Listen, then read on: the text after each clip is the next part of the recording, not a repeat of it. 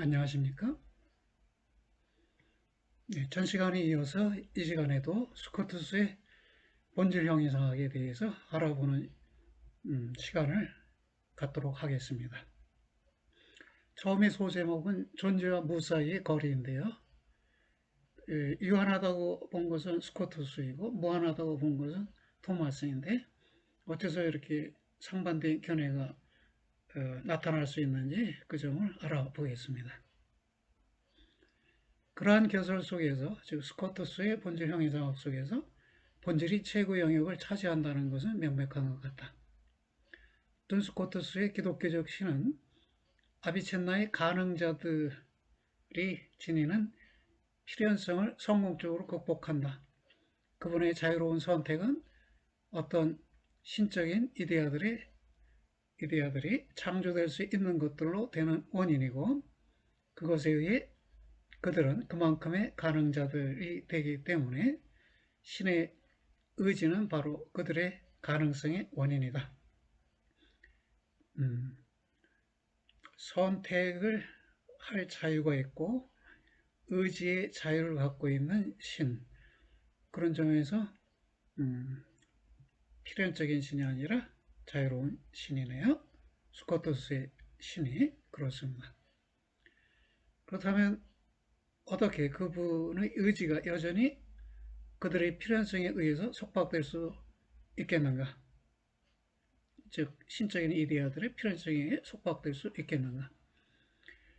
주목할 만한 것은 존재를 그렇게 신의 자유의지에 위임하는 동안에도 돈 스코투스는 아비첸나의 존재관념을 철저하게 변경시키지는 않았다는 것이다. 그렇다면 아비첸나의 존재관념 내지 본질관념을 유지하면서도 자유의 여지를 확보하려는 노력을 스코투스가 했다는 것입니다. 토마스 아퀴나스는 자신의 신학대전에서 신이 혼자서 창조할 수 있는지 여부를 묻고는 긍정적으로 대답하였다. 실존의 순수 현실인 신 혼자만이 실존의 현실을 원인 지을 수 있다. 이게 토마스의 입장인데요. 이번에 스코투스의 입장이에요. 바로 이 점에 의거하여 그리고 토마스의 입장을 염두에 두고 스코투스는 전적으로 다른 노선들을 따라 논증한다. 물론 그도 역시 신이 혼자서만 창조한다는 것에 동의하지만 그러나 그것은 신이 혼자서만 실존을 부여할 수 있다는 이유에 의해서가 아니다. 피조물도 실존을 부여할 수 있다는 것이네요. 어째서 그런지 여기 예가 들어졌습니다. 두 마리의 동물이 제3의 동물을 낳았을 때 현실적인 한 동물의 본질에 들어있는 모든 것이 현실적으로 주어지고 그래서 그들이 낳는 것은 현실적으로 실존하는 동물이다. 그런 까닭으로 어떠한 능동인이라도 실존에 대해 산출적이므로 신 혼자만이 그 일을 할 수 있다고 말할 수는 없다. 즉 실존의 산출이 신 혼자만의 일은 아니다라는 것이네요. 그러나 실존과 무 사이에는 단지 무한한 힘만이 달이 놓을 수 있는 무한한 틈이 있기 때문에 유한한 존재의 산출조차도 무한한 힘을 요구한다는 토마스의 주장은 어떠한가? 실존과 무가 절대적 간격을 지니기 때문에 무를 실존이게 할 때는 무한한 힘이 필요하고 그래서 실존과 무 사이의 거리는 무한하다는 게 토마스의 견해였는데요. 이와 다른 스코투스의 견해는 어떤 것인가요? 스코투스에게 있어서는 그렇지 않다. 토마스 아퀴나스와 같이 21세기에 있어서도 신과 신의 피조물들 사이의 존재론적 거리는 잘못 읽었어요. 그에게 있어서도 신과 신의 피조물들 사이의 존재론적 거리는 무한하다. 신과 피조물 사이의 관계요. 그게 무한하다고 그랬어요. 존재와 무 사이의 거리가 무한한 게 아니라, 그래서 어떤 유한한 존재와 신의 존재 사이에 무한한 거리가 있다는 것인데, 이 점은 결코 유한한 존재와 무 사이의 거리도 또한 무한하다는 것을 함축하지는 않는다. 왜 그럴까요? 유한한 존재와 무 사이에 오히려 그 반대이다. 문제되는 존재가 유한하기 때문에 무로부터의 이것의 거리는 유한 이상일 수가 없다. 유한한 존재자와 무 사이의 거리는 유한하다는 것이네요. 스코트스 자신의 비밀스러우나 탁월한 정식에서도 이 점이 나타난다. 무로부터 존재까지의 거리는 존재 자체가 만드는 거리보다 크지 않다. 이 존재 자체가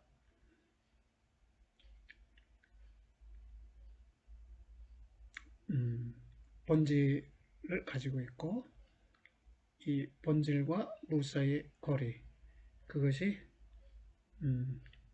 유한과 무 사이의 거리인데, 그 거리는 무한한 것이 아니라는 것이네요.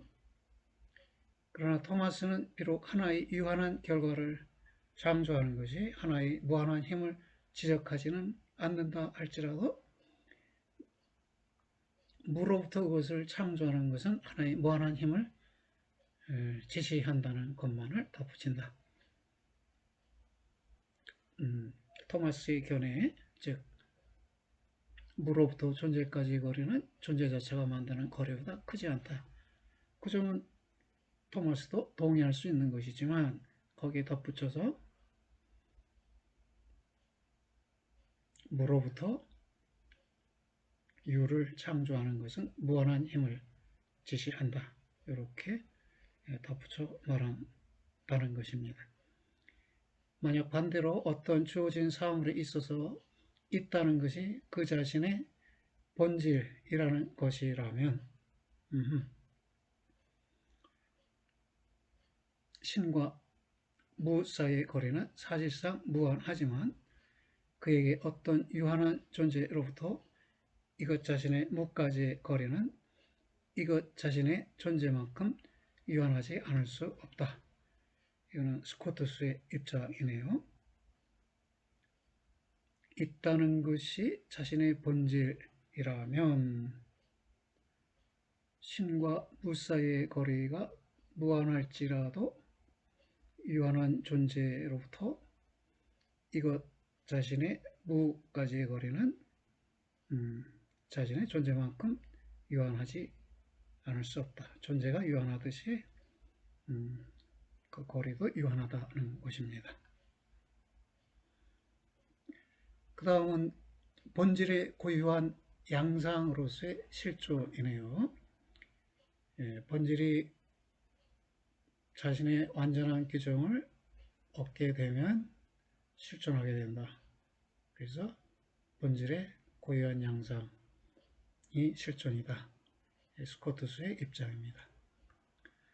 스코트스에 따를 때 실존은 단지 본질의 고유한 양상, 또는 몇몇의 그의 제자들이 즐겨 말하는 바와 같이 본질의 한 등급이라는 것이 나타난다. 디그리라고 하고요. 또 그레이드, 그라두스 이렇게 말하는데,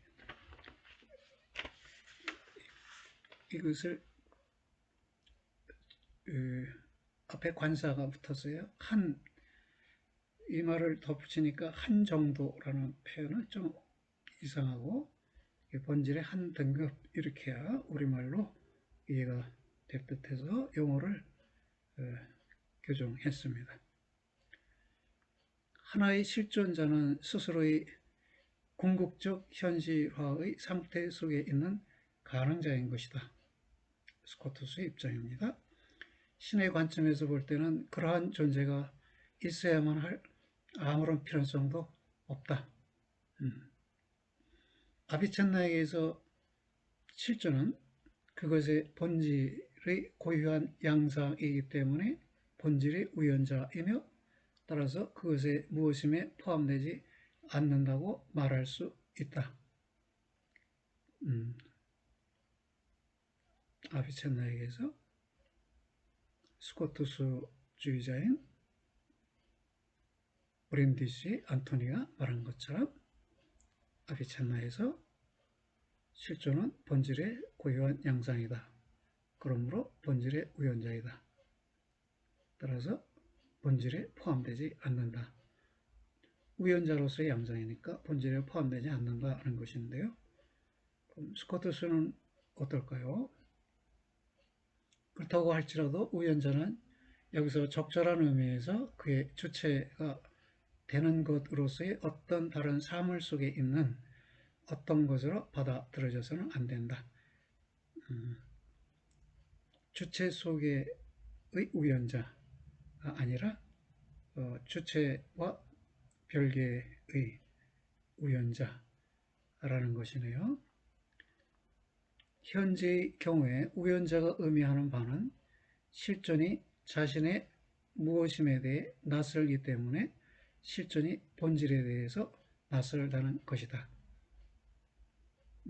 스코투스에서 본질의 우연자가 실존이라고 말한다면 그것은 실존이 무엇임에 낯설다는 것을 의미한다는 것입니다.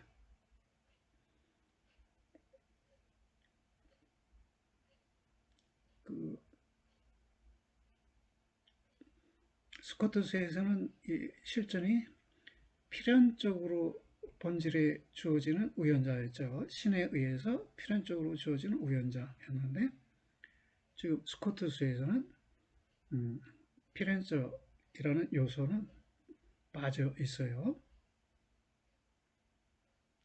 다만 본질에 대해 낯설다라는 의미에서 우연자라는 말이 사용된다는 것입니다.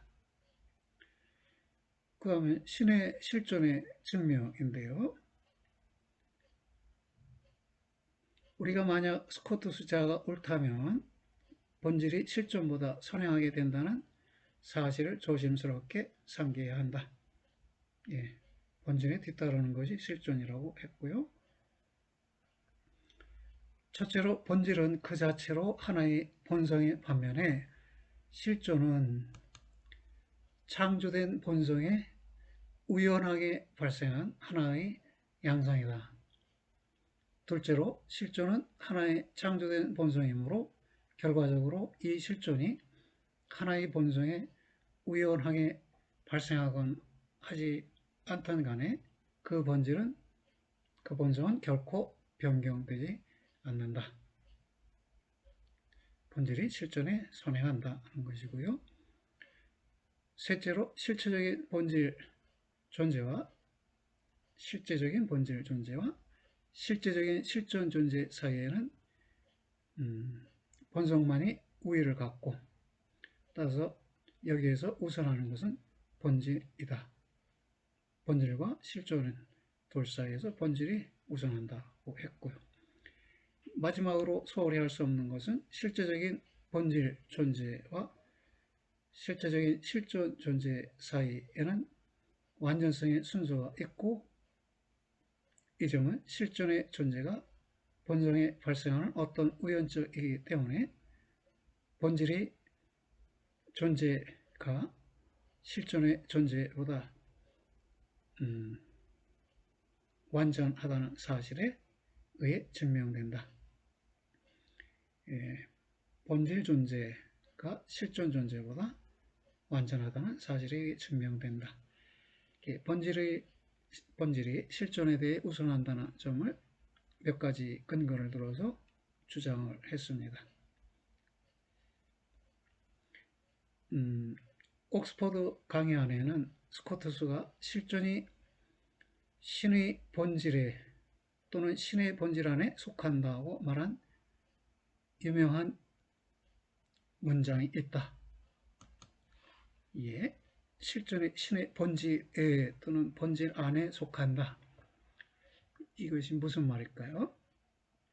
이 점은 스코투스가 있는 그대로의 신의 본질을 파악할 수 있는 사람에게는 신이 있다는 명제가 자명한 것으로 드러날 것이라고 말하게 된 이유이다. 그러니까 있는 그대로의 신의 본질을 파악할 수 있는 사람에게는 실존이 신의 본질에 속한다는 것입니다. 그러나 우리는 그럴 수 있는 처지가 아니죠. 우리는 그런 정도의 사람이 아닙니다. 이 명제는 즉 신이 있다라는 이 명제는 수로가 그 주어로부터 연역될 수 있는 것 같은 그런 2차적 양식으로 명쟁적인 것이 아니라 수로가 주어 속에 포함되어 있는 것으로 보이기 때문에 1차적 양식으로 명쟁적이게 될 것이다. 수로가 주어로부터 연역될 수 있는 게 아니라 수로가 주어 속에 포함되어 있기 때문에 실존이라는 수로가 신이라는 주어 속에 포함되어 있기 때문에 신이 실존한다 라는 명제가 자명하다는 것입니다. 스코트 자신이 말한 것처럼 신의 본질을 아는 것은 그분을 이 신으로 this God 지시대명사, 지시형용사인가요? this 그래서 이라는 말 이것이 중요합니다. 이 신으로 곧 신의 이 본질로서 아는 것인데 신의 이 본질은 실존하기에 탁월할 정도로 적합한 것이다. 신에게 있어서 실존은 본질의 개념 속에 속한다. 신 자체가 관련되어 있는 한 스코투스의 입장은 아비첸나의 입장에 정반대되는 것으로 나타난다. 왜 그럴까요? 그것은 신 안에서조차 스코투스의 입장에 실존을 본질의 양상, 그의 입장이 실존을 본질의 양상으로 만들기 때문이다. 아비첸나의 신은 아무런 본질도 갖지 않는다. 왜냐하면 그분이 어떤 본질을 갖는다면 그분은 그로 인해 필연적이지 않고 가능적일 것이기 때문이다. 아비첸나의 신은 순수 실존이었는데요. 지금 스코트에서는 신이 실존을 본질의 양상으로 갖는 분이라는 것이네요. 그렇다면 신은 본질이고 실존을 자신의 양상으로 가지고 있다는 것이네요. 돈 스코투스의 신은 본질, 곧 신인 바의 이 본질이며 그분의 본질은 있는 그대로의 것이기 때문에 그것은 필연적으로 실존한다. 그런데 불행히도 우리 인간들은 신에 대한 그러한 판명한 개념을 판명한 본질을 갖지 못한다. 그리고 이 점은 그분의 실존을 알기 위해서 우리가 그분의 실존을 논증해야만 하는 이유가 된다. 그러면 스코트스는 신도 실존하지만 신의 본질이 실존을 양상으로 갖기 때문에 신이 실존하는 것이다. 이런 입장이고요. 아비체나는 신은 순수 본질, 순수 실존으로서 본질을 갖지 않는다. 이렇게 보는 입장이네요.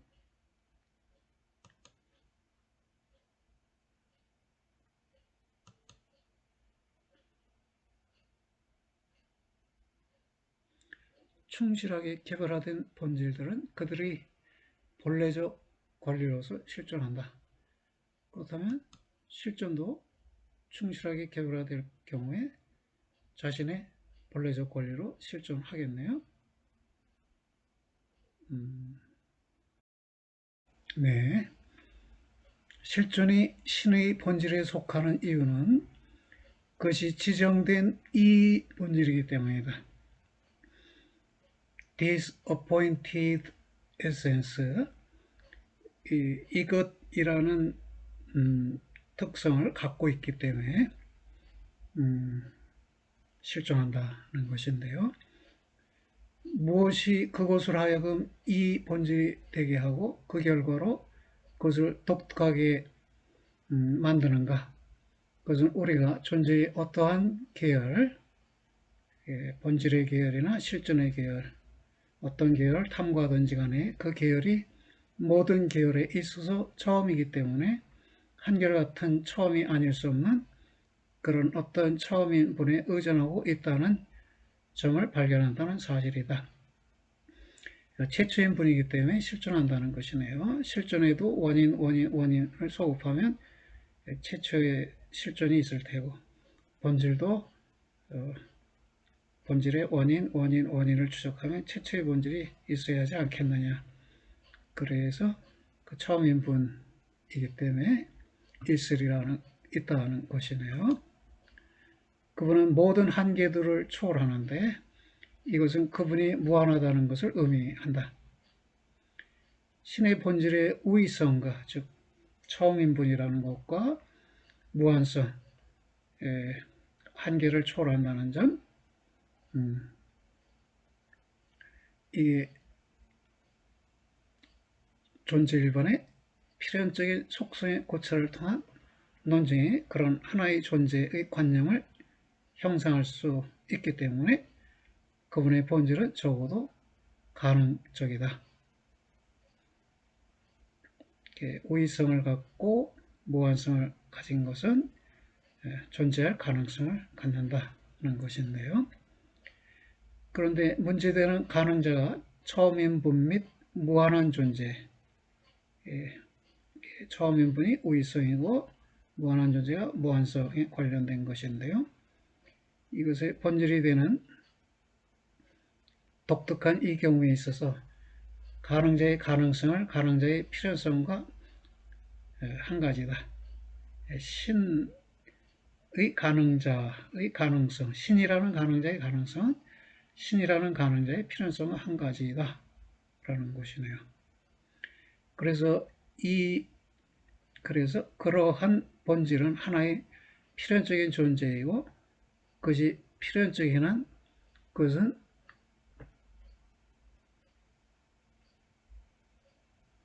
필연적으로 존재한다. 그랬네요.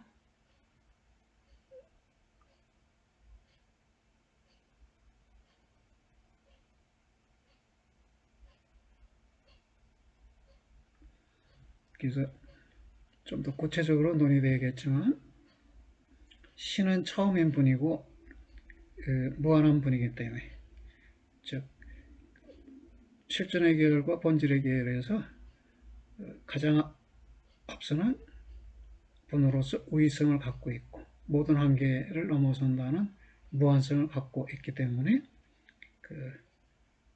필연적으로 존재하게 된다는 것입니다.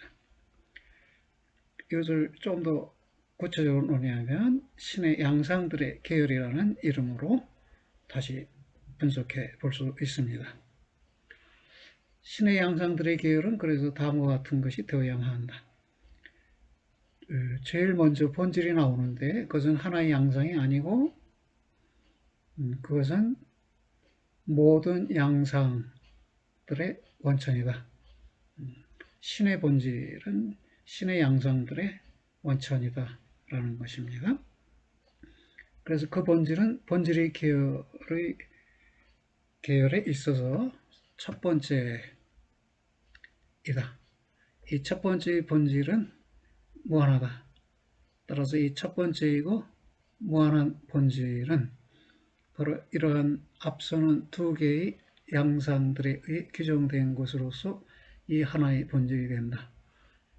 신은 첫 번째인 분, 또 무한성이라는 두 개의 양상에 의해 이 본질로, 이 하나의 본질로 규정된다는 것이네요. 그래서 우리는 무한성에 여기에서 이것임보다 앞서 온다는 사실을 주의 깊게 주목해야 한다. 그러면 신의 양상들의 계율을 그렸는데, 신은 본질이고 이 본질의 양상으로 처음인분, 그 다음에 무한성, 그 다음에 이것임이라는 양상들이 순차적으로 나타나네요.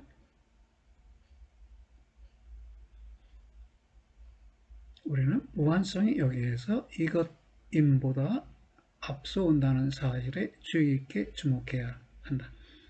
스코트스는 우리가 그 기체를, 그 본질을 하나의 기체로서 이해할 수 있기 이전에 무한성이 있다고 말한다.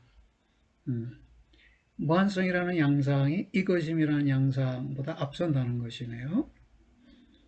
각각의 본질이 바로 그의 존재에 비례하여 실존할 권리가 있다고 말한 바 있고요. 우리가 앞에서 각각의 본질은 자신의 모든 기종들을 수용하자마자 현실적 실존을 향유한다고도 덧붙였어요. 신 자신도 이 법칙에 대해서 예외가 아니다. 여기서 법칙은 자신의 규정을 완전히 수용하면 실존한다 라는 이 법칙이에요. 그분은 본질이면서 첫 번째이고 무한하다. 무한한 것으로서 그분은 이 하나의 본질이며, 이와 같은 것, 즉 무한한 것은 다른 어느 곳에서도 발견될 수 없다. 그러니까 무한한 것은 단 하나의 것이죠.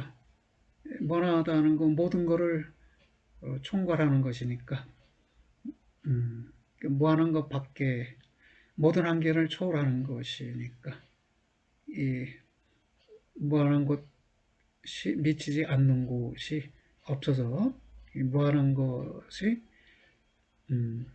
이것이라는 단일성을 갖게 되네요. 그러면 무엇이 신의 실존인가? 이게 중요한 물음이죠. 그것은 바로 그분이 있는 방식, 곧 하나의 첫 번째이며 무한하며 바로 이로 인해 개별화되는 본질이 그것에 따라 바로 그 자신으로 있게 되는 그런 고유한 양상이다. 본질의 양상이다. 이것임이 수행하는 결정적인 역할은 여기서 간과될 수가 없다. 토미즘과 마찬가지로 스코트스주의에서도 구체적 실제 안에는 형상의 현실이라는 것이 있다.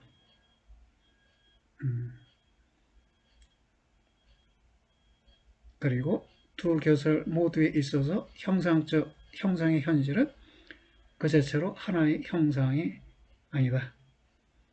토마스 아퀴나스의 형이사학 내에서 그것은 실존이다. 둔 스코트스의 형이사학 내에서 그것은 형상의 궁극적 현실로서의 이것임이다.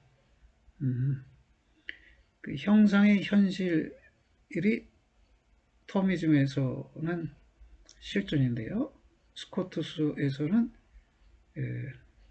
궁극적 현실이라고 말해지고, 또 다른 표현으로는 이것임이라고 말해진다는 것이네요. 그러니까 하나의 개체를 또는 기체를 규정해 갈 때 최종적인 규정, 궁극적인 규정은 이것이라는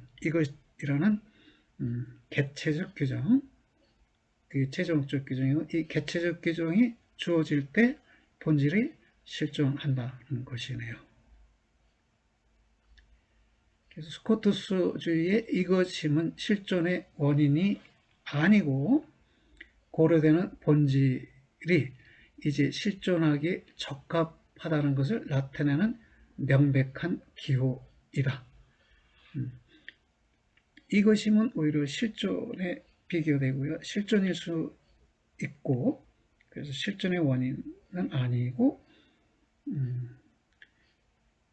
오히려 실존하기에 적합하다는 것을 나타내는 명백한 기호이다. 궁극적 현실이고 궁극적 규정이네요.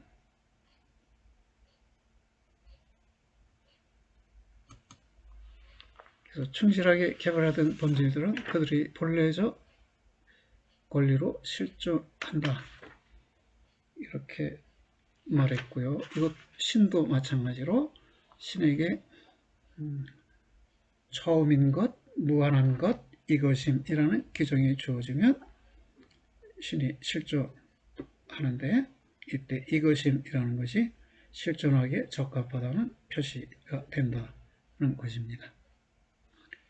그러면 이 스코투스를 이어서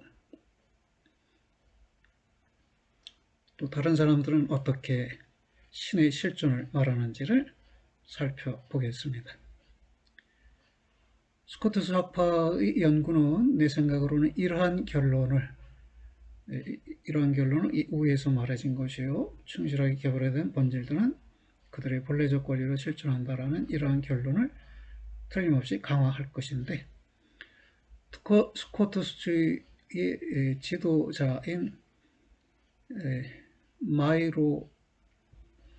마이로네스 프란시스 및 안토니오 트롬베타는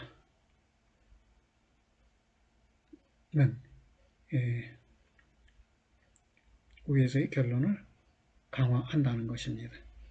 여튼 이 프란시스는 자신이 실존이나 실제의 양상이라고 부르는 바의 것을 말할 때 그것을 신의 본질의 양상들 가운데서 세 번째로 놓는다. 첫 번째 양상은 처음인분, 두 번째 양상은 무한성, 세 번째 양상은 이것임이었죠. 그러니까 이것임을 실존 내지 실제 양상으로 본 것이니까 세 번째 놓여지겠네요. 그래서 프란시스의 주장입니다. 나의 첫 번째 결론은 신의 무한성이 그분의 실존과 그분의 현실성에 선행한다는 것이다. 두 번째 결론은 신의 무한성이 그분의 이것임에 선행한다는 것이다. 세 번째 결론은 신의 유일성이 그분의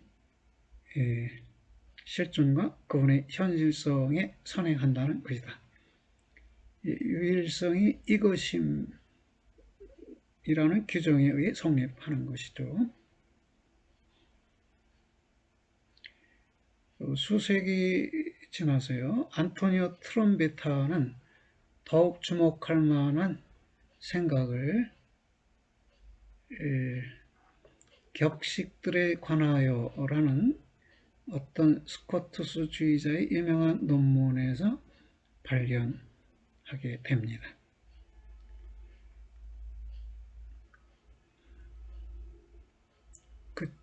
그 정식이 무엇인가는 이 아래에 적힌 듯한데요. 스코투스 자신이 그것을 어떻게 이해했던지 간에 그는 적어도 실존이 신의 본질의 무엇임에 속한다는 것을 적었고 그는 위대한 신학자였기에 그 점을 간과하지 않았다. 그러니까 어떤 스코투스주의자가 이 격식들에 관하여 라는 책을 쓰면서 그 속에다 던 스코투스가 이렇게 썼다라고 소개한 듯해요. 실존의 신의 본질에 무엇임에 속한다. 이렇게 적혀 있고 이것을 트롬베타가 놓치지 않고 이것을 더 강화하는 자신의 견해를 제시하게 된다는 것입니다. 이 맥락에서는 he라는 말 주어가 반복되어서요. 그 주어가 스코트주의자인지 스코트스인지 트롬베타인지 다소 혼란스러워요. 그래서 몇 번에 걸쳐 주의 깊게 살펴야 알아차릴 수 있는 듯합니다. 예, 기독교인이었던 트롬베타는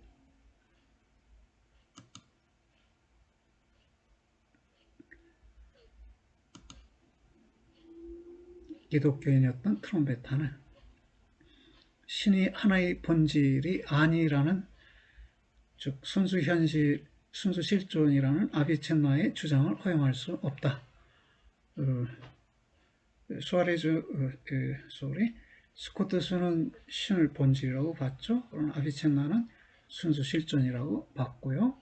그럼 지금 트롬베타는 스코트스 입장에 서서 신이 하나의 본질이 아니라는 아비첸나 입장을 수용할 수 없었던 것이네요. 동일한 이유에서 만약 실존적으로 중립적인 아비첸나의 본질관념이 여전히 그의 마음에 타당하다면 그는 신의 실존이 그분의 본질의 무엇임 속에 포함된다는 것을 부정하지 않을 수 없는 것이다. 사실상 그는 그것을 부정했다. 실존이 그분의 본질의 무엇임에 포함된다. 이것을 부정했네요. 그러면 신이 본질이 아니라는 것도 부정하고 실존이 본질에 포함된다는 것도 부정하고, 그러면 본질주의가 강화된 것이죠. 신이 본질과 실존 양자로서 알려지는 동안에 있어서조차 신 자체 안에서 그분과 그분의 실존이 신의 본질의 무엇인가 양상적으로 구분된다고 말하는 것은 여전히 참으로 남는다. 신이 실존과 본질 양면을 갖고 있다고 해도 그 둘은 양상적으로 구분되는 것이다. 트롬베타 자신은 결코 그렇게 말하는 것을 부끄럽게 여기지 않았으며 그게 스코투스의 입장이라고 믿었기 때문이죠. 트롬베타는.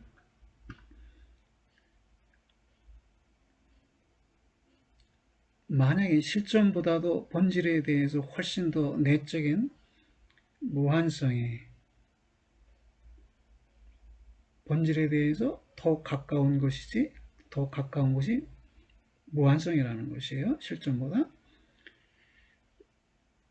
그 자체로 하나의 고유한 양상이면서 본질의 무엇임에 속하지 않는다면, 그렇다면 본질보다, 즉 무한성보다 더 떨어져 있는 실존도 속하지 않는다는 것입니다. 본질로부터 훨씬 더 떨어진 어떤 것, 그 실존은 더욱더 큰 이유로 인해 고유한 양상일 뿐 무엇임에는 속하지 않게 된다. 그러네요. 그러면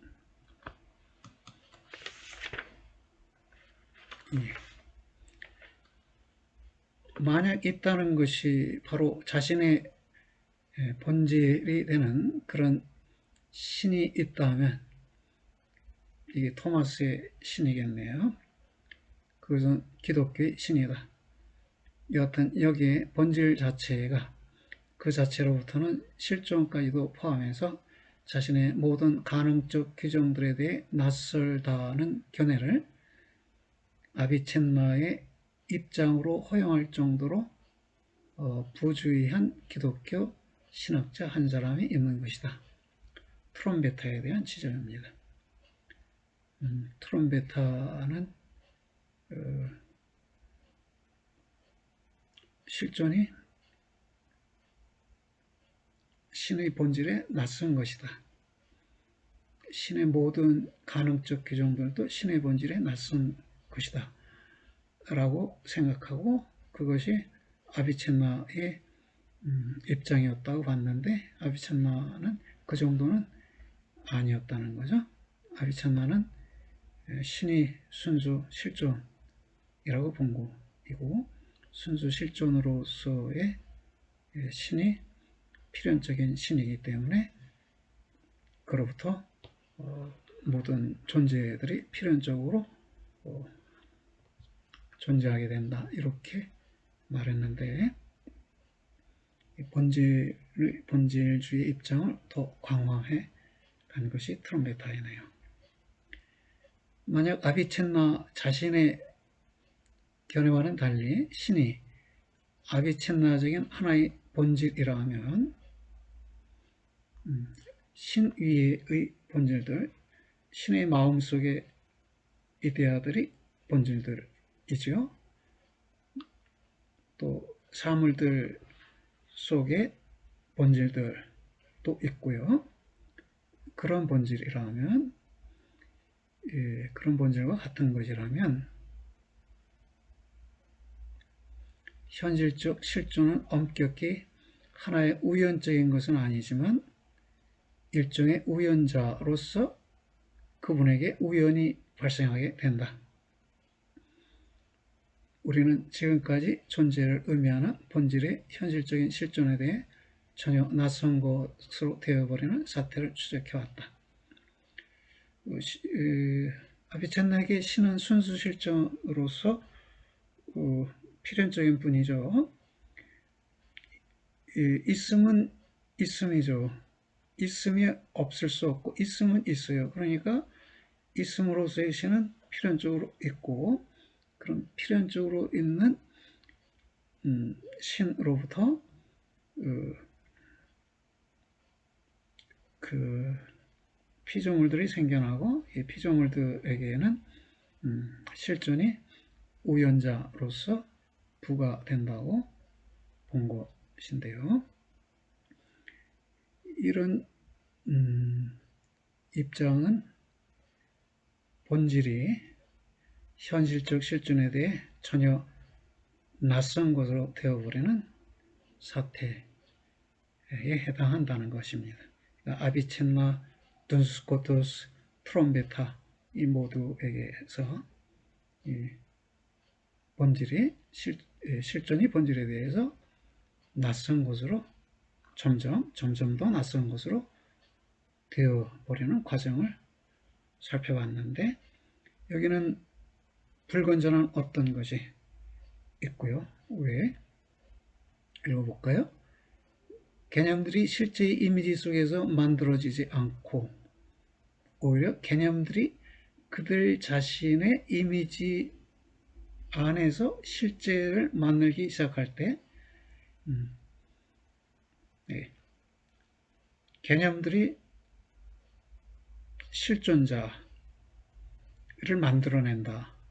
실존하는 사물을 만들어낸다. 그 보는 이런 것은 불건전한 어떤 것이고 이것이 본질 형이상학이 지닌 문제일 수 있겠네요. 이런 입장에서 즉 본질 형이상의 입장에서는 본질의 실제성과 실존의 적합성이 동일화됩니다. 실제성은 그냥 실제라고 읽으셔도 돼요. 본질의 실제와 실존의 적합성이 동일화된다. 본질이 실제한다는 것은 본질이 실존에 적합하다는 말과 같다는 것이에요. 프란시스 수아레즈는 이러한 형이상학적 모험에 참여하는 사람은 아니었다. 이제부터는 수아레즈라는 또 다른 사람을 살펴보게 되네요.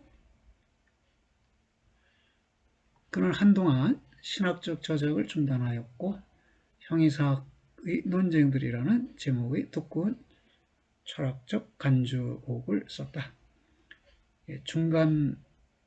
중간에 놓여있는 책으로서 그것을 간주곡이라고 표현했네요. 그렇다면 형이상학적 논쟁들이라는 책 이전에는 신학적 책을 서술했고 이후에도 신학적 책을 서술했다는 것인데 여하튼 이 철학적 책에서 그 논쟁들의 주제는 아리스토텔레스의 형이상학이라는 교재가 아니라 형이상학적 인식, 형이상학적 지식에 관련된 문제들 자체 였습니다. 그러한 문제들 중에서 첫 번째 것은 물론 존재이고요. 이 말의 의미는 무엇인가? 지금 수아레즈도 존재라는 말의 의미는 무엇인가? 라는 물음을 철학적 논쟁의 하나의 주제로 선택해서 소개하고 있는데요. 좀 복잡하게 서술되어 있는데 조금 정리하면 줌이라는 나는 있다라는 이 동사가 항상 줌 엔스 나는 존재이다를 의미하는 것과 같이 귀다메스트 이렇게 적혔어요. 귀담에스트 어떤 이가 있다는 원칙적으로 귀담에스트 엔스 현실적으로 어떤 이는 존재이다를 의미한다. 이것은 엔스라는 말이 그 1차적 의미에 있어서 왜 현실적 실존 곧 동사 나는 있다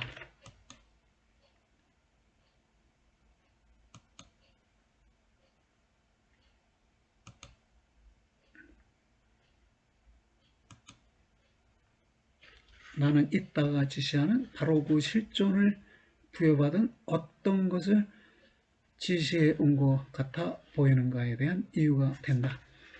그러니까 실존을 지닌 어떤 것을 엔스가 1차적으로 의미하는 듯 하다는 것이에요. 엔스도 존재라고 번역되는데 이것도 현지 분사예요. 그래서 being인데 영어 단어로 being인데 being의 1차적 의미는 실존을 부여받고 있는 어떤 것을 1차적으로 지시하고요. 그리고 단지 이런 1차적인 의미의 자연스러운 확장의 덕으로서만 엔스는 나중에 실존을 현실적으로 소유하는 주체들과 더불어 한갓 실존을 소유할 수 있는 것들도 즉 실존할 가능성이 있는 것들, 가능자들도 제시하게 되었다. 이러한 두 번째 의미에서 이해될 때 엔스는 수아레즈가 하나의 실제적 본질이라고 부르는 것을 지시하는 명사가 된다.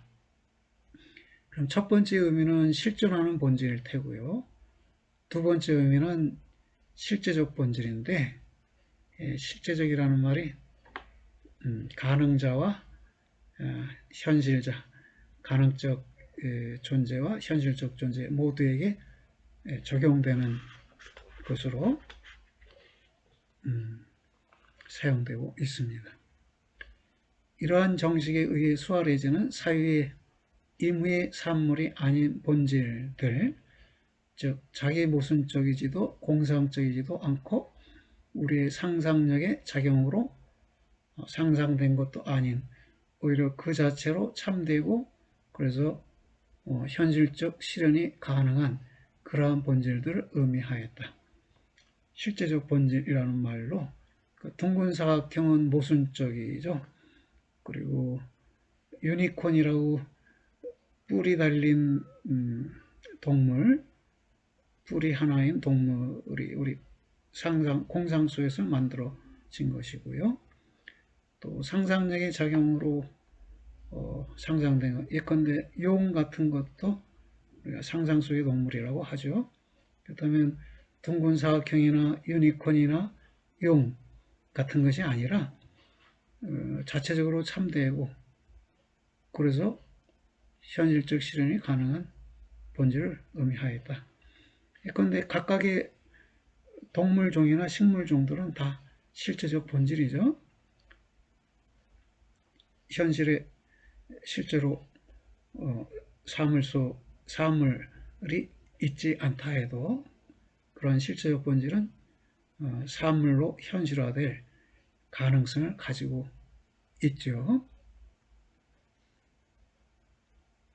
만약 본질들이 현실적 실존에 적합한 것, 것들이라는 점에서 실제적이라면 실존에 적합하다, 실존할 수 있다, 실존의 자격을 갖췄다 라는 점에서 실제적이라고 부른다면, 가능성의 본성은 실존하기 위한 가능성인 것이다.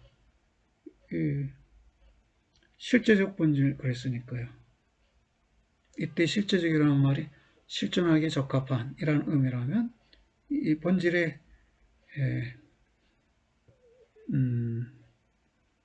의미는 실존하기에 적합한 가능자, 이런 의미가 되겠네요. 그것을 가능성의 본성은 실존하기 위한 가능성인 것이다, 이렇게 표현했습니다. 본질은 그러므로 수아레즈에 의해서 존재에 대한 자신의 고유한 관계를 다시금 회복한다.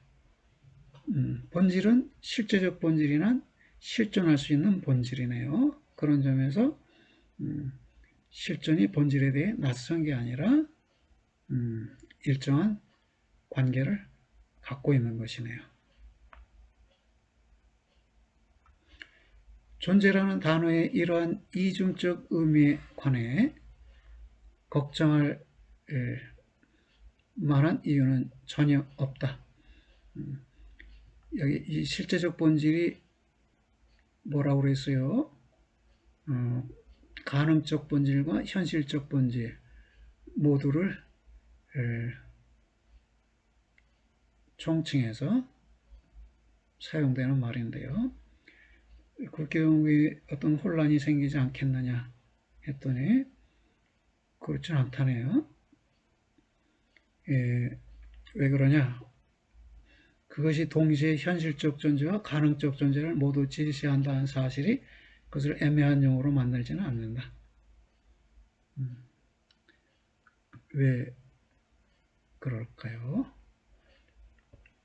우리가 다루고 있는 것은 하나의 단일한 개념이지만 두 개의 상이한 정도의 정확성에 있어서 취해진 것이다. 현실적 본질, 가능적 본질, 이것이 본질이라는 동일한 개념에 대해서 가능성의 정도에 의해서 상이하게 취해진 두 가지 측면이라는 것이네요.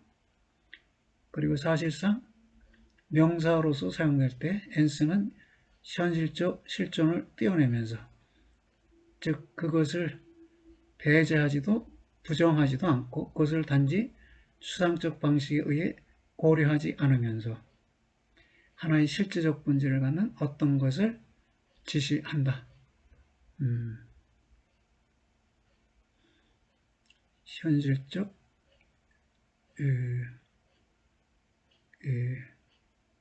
실제적 본질이라는 것 또는 엔스라는 명사는 실존을 고려하지 않으면서 실제적 본질을 갖는 어떤 것을 지시한다고 했습니다. 반면에 하나의 분사로서, 말하자면 동사로서 취해질 때 엔스는 실제적 존재 자체, 즉 실제적 본질과 현실적 실존을 모두 갖는 그런 어떤 존재를 지시한다. 그러면 여기 동사로서의 엔스는 실제적 본질과 현실적 실존의 복합물을 지칭하는 반면에 명사로서의 엔스는 이 실제적 본질만을 지칭한다는 것이네요. 그리고 이런 의미에서 그것은 더욱 수축된 존재를 지시한다. 그러니까 동사로서의 엔스는 수축된, 더 줄어든, 감소된 존재를 지시한다.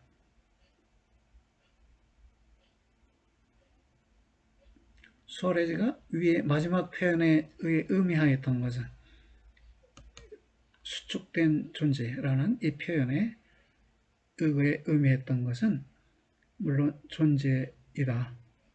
이 말의 의미는 무엇인가? 어떻게 된 것입니까?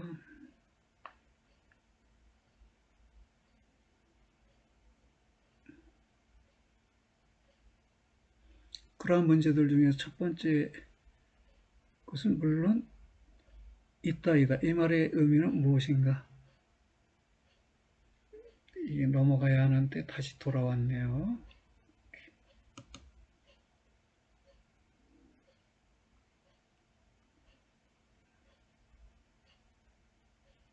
잘 조정이 안 되네요.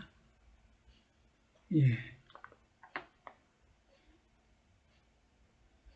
현실적으로 실존하는 존재가 방금 말해진 바와 같이 가능적 존재와 현실적 존재를 모두 포함하는 존재의 일반에 제한된 하나의 영역을 대표한다는 것이다. 존재 일반, 즉 이러한 존재, 저러한 존재를 통틀어서 존재 일반 또는 일반적인 존재 이렇게 말하는데요. 그런 존재 일반이라는 영역 속에 한 작은 영역, 그것이 동사로서 의미된 엔스라는 것이네요. 이것은 필연적 존재와 가능적 존재가 모두 같은 존재라는 것, 그리고 더 나아가 현실적 존재는 존재 전체 중에 특이한 사례라는 것을 필연적으로 함축한다. 필연적으로 의미한다는 것이고요. 이러한 것이 그 문제에 대한, 즉 존재의 의미 문제에 대한 수아레즈적 사실이다.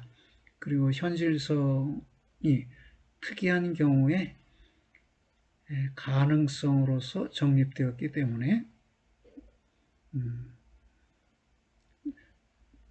가능자들이 실제적으로 있는데 실제적 가능자들 중에 일부는 현실적 본질로 되기 때문에 현실성이 특이한 경우의 가능성이라고 표현되었습니다. 그래서 수아레즈의 해결은 쉽게 예견될 수가 있다. 무엇이 본질인가? 그것은 확실히 기원의 계열에서 최초에 나오는 것은 아니다. 기원은 이제 실존의 계열을 말할 텐데요. 실존의 계열에서 최초인 것은 아니다. 다른 한편 고기성과 우위성의 계열 속에서는 본질이 마음의 대상들 중에서 확실히 최초인 것이다. 그렇죠? 스코트스에서 신은 본질이고 본질의 첫 번째 양상이 우위성, 두 번째 양상이 무한성이었는데요. 이 본질의 계열에서는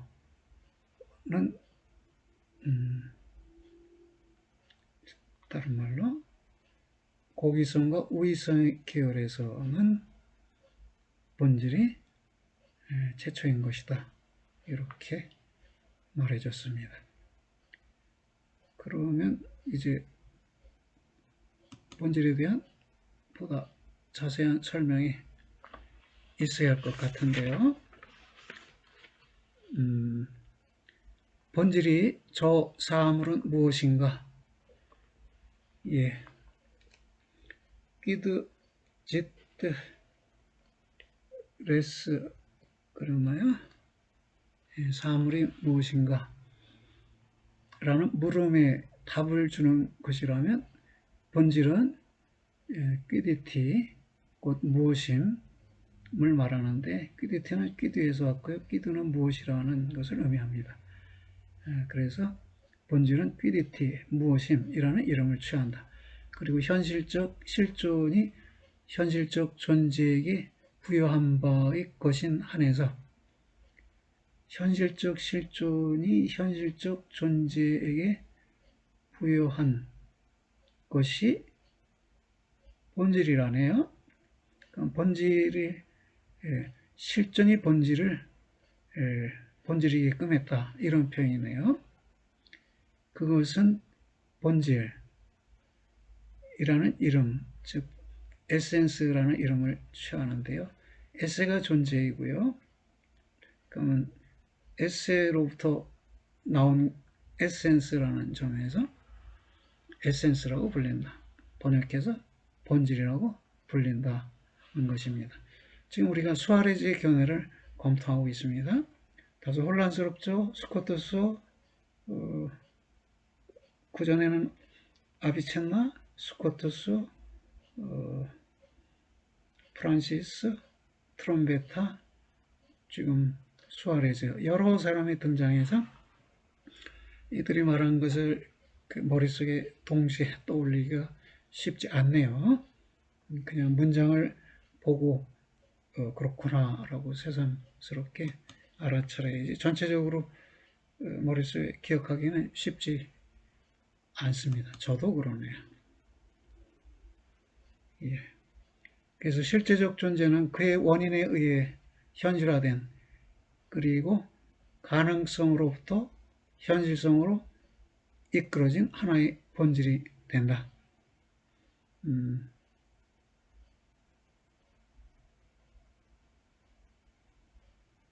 마지막으로 본질은 그의 결과들의 관점에서 검토되는 한 이미 아리스토텔레스에게 있었던 이른바 하나의 본성, 즉 모든 그의 기능들 중에서 가장 내적인 원리가 된다.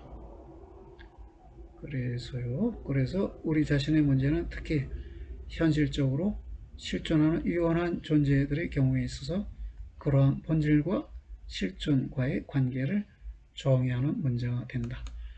여기에서 주목되는 것은 이것인데요. 그것이 즉 본질이 현실적 실존이 현실적 존재에게 부여한 바의 것이다. 이렇게 말했네요. 실존이 본질을 생겨나게 한다는 점에서 본질은 실존으로부터 나온다라는 것이 수아레즈의 견해였다고 설명되었습니다.